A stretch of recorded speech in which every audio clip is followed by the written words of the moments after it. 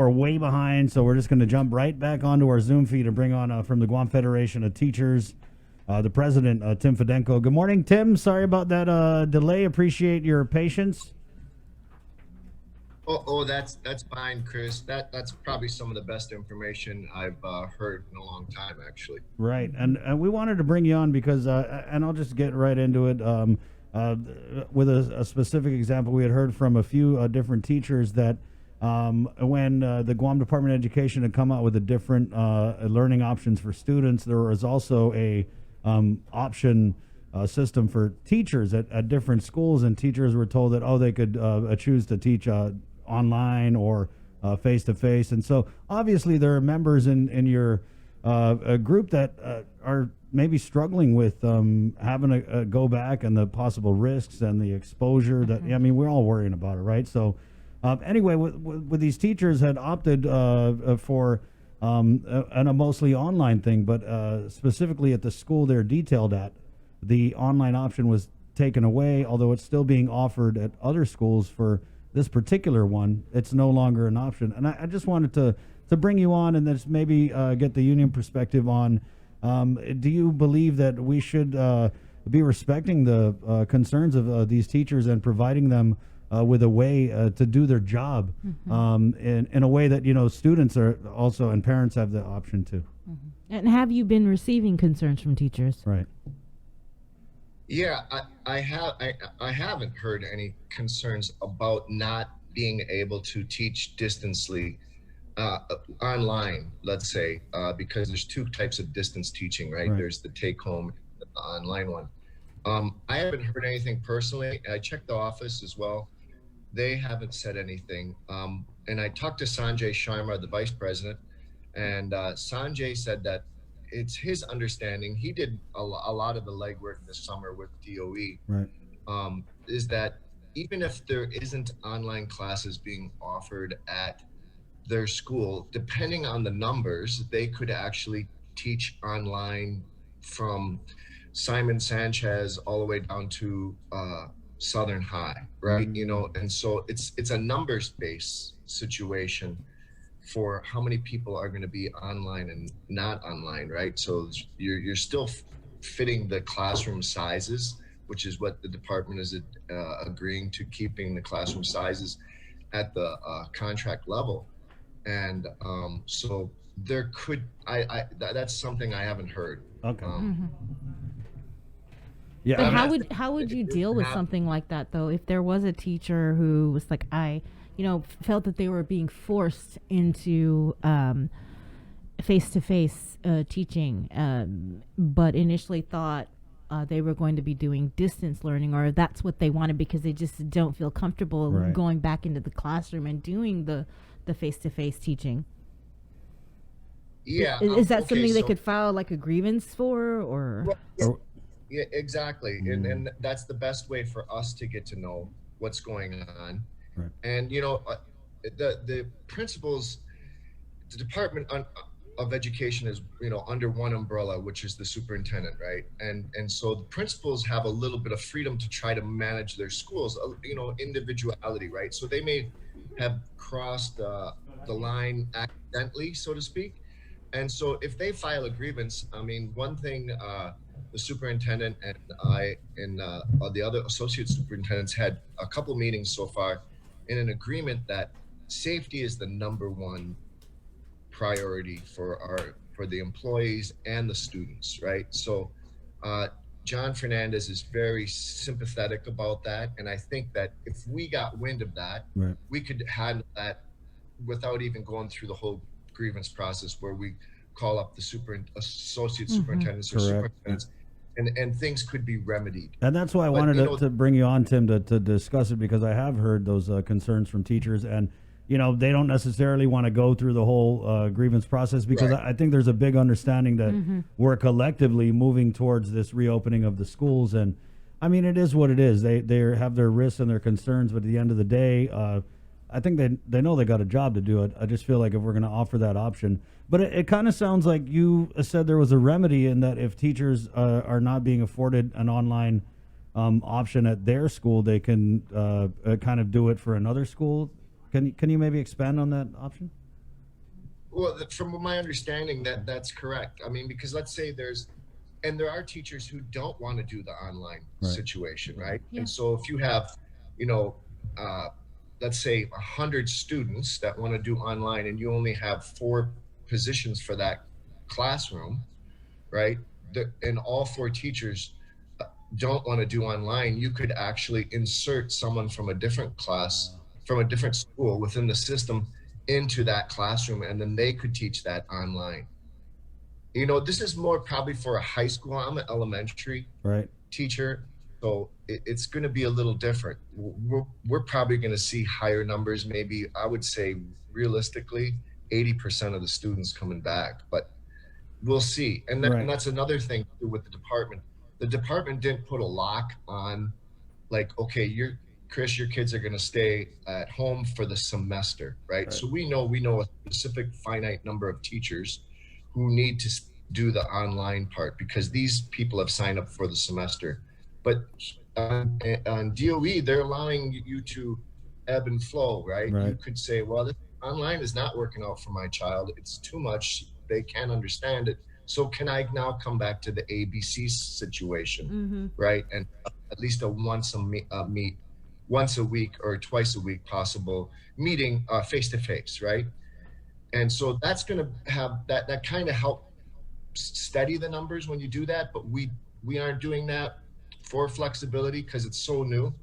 I think that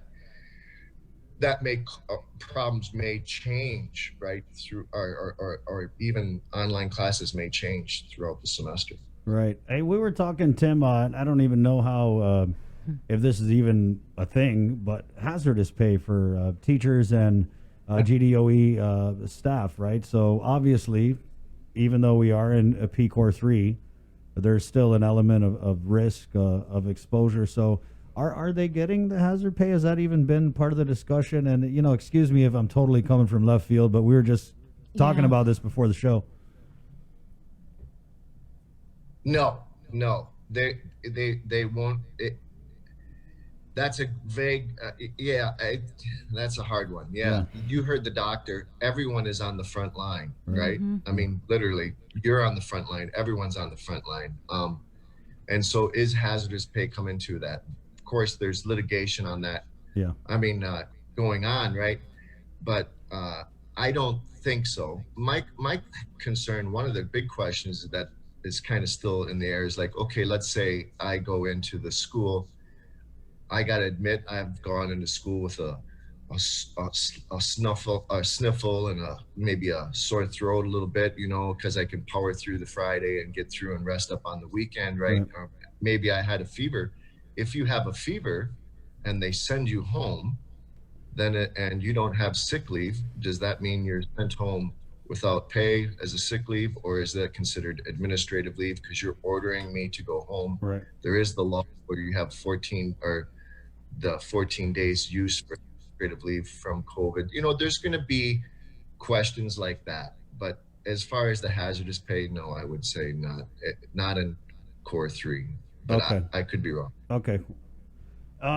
Well, good morning. And Tim, just give me a second here. It's 8:02. To our viewers on KUAM TV 11, we're going to sign off. Please jump over to our Facebook Live feed, and you can catch us on the radio. It's the link on the Breeze 93.9. So thank you so much to our viewers on KUAM TV 11.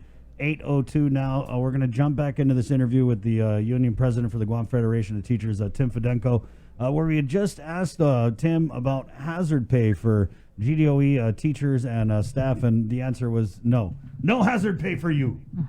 I didn't mean it like that. But, yeah.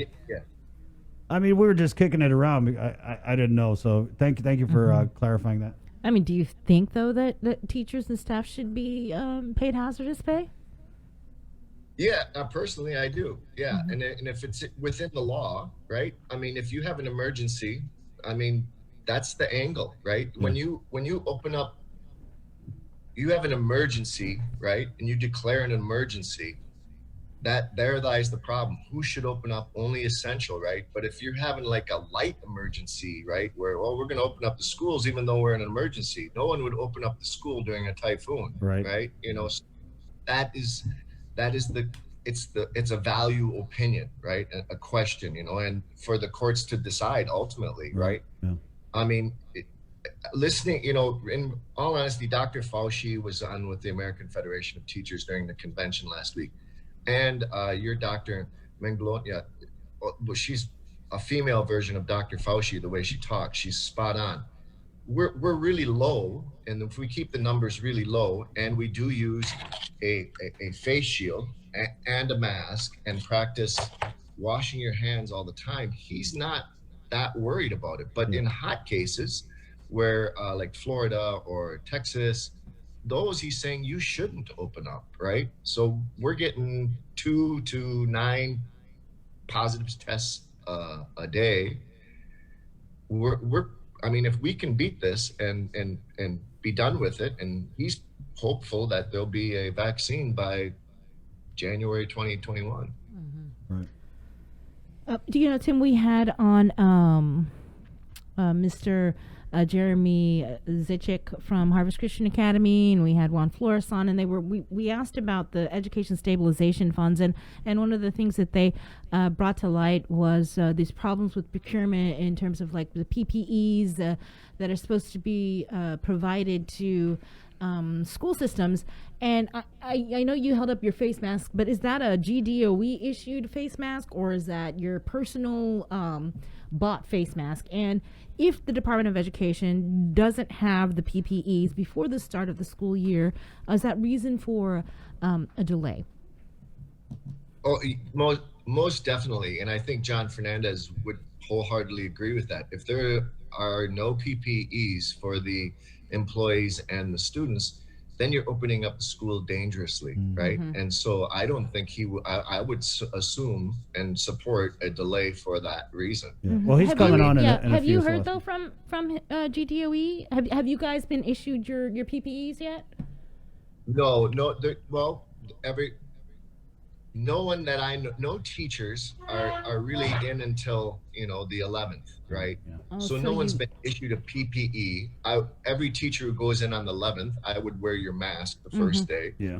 Hopefully get issued your PPE, and then move forward. But if that first day they aren't issuing PPEs for the teachers with just the soft opening of faculty and staff, then yeah, that's a great concern. But what I have heard is that there's a gymnasium full of PPEs, and they're going to Okay. So that's what.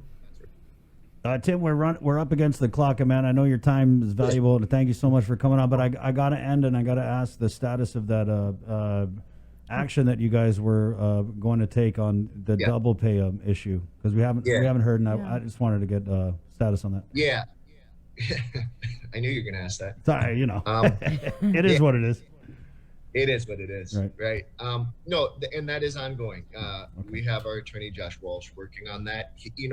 Chris, legal takes a long time, and the wheels of the courts move slow, and even slower during COVID. I mean, we've had cases go on for 5 years, So, but they are processing it. They've met with 10 individuals.